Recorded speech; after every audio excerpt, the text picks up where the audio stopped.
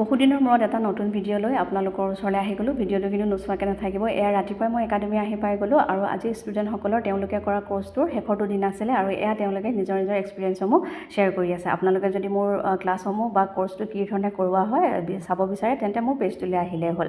আৰু লগতে এখন ফটো মই লগাই দিছোঁ স্মৃতি হিচাপে ৰৈ যাবলৈ।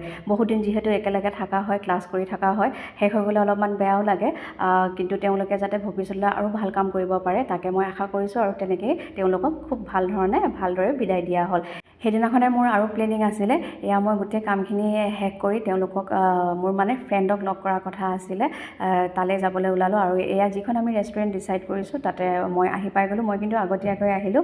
একচুৱেলি আমি খুব ভাল ফ্ৰেণ্ড, আগৰ পৰাই আমি একেলগে সৰুৰ পৰাই একেলগে ডাঙৰ হৈছোঁ বুলি ক'লেও ভুল নহয়।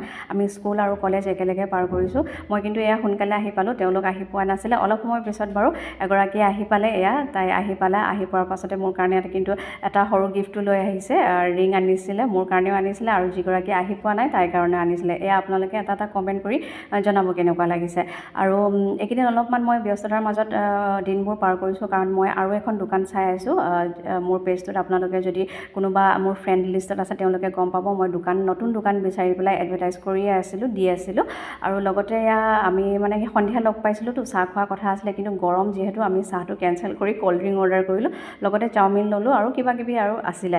এয়া খাই বৈ থাকোঁতে একচুৱেলি মোৰ আকৌ কল আহিলে। মই সেই খাই থকাৰ মাজতে আধা খোৱাকৈ কিবা এটা কাম কৰিব লগা থাকিলে খানাটো মই ভালকৈ খাব নোৱাৰোঁ, যিয়ে নহওক লাগে। সেই মাজতে ফোন অহাৰ কাৰণে লৰালৰিকৈ মই তেওঁলোকক তাতে বাই বাই দি পেলাই মোৰ আকৌ একাডেমিলৈ আহিব লগা হ'ল। অলপমান কাম আছিলে যিহেতু, মই আকৌ যেতিয়া কল আহিলে মই একাডেমিলৈ আহিলোঁ। আহি পেলাই মই একদম ফাইনেলি এয়া গধূলি মোৰ ৰাতিয়ে হৈ গ'ল, ঘৰ আহি পাই গ'লোঁ। আপোনালোকে চাগে মোৰ চেহেৰাটো দেখি গম পাইছে চাগে কিমান মই ভাগৰি গৈছোঁ। তাৰ পাছত ঘৰত আহিও কিছুমান কাম থাকে, এয়া মই কাপোৰবিলাক ঠিক ঠাক কৰি আছোঁ।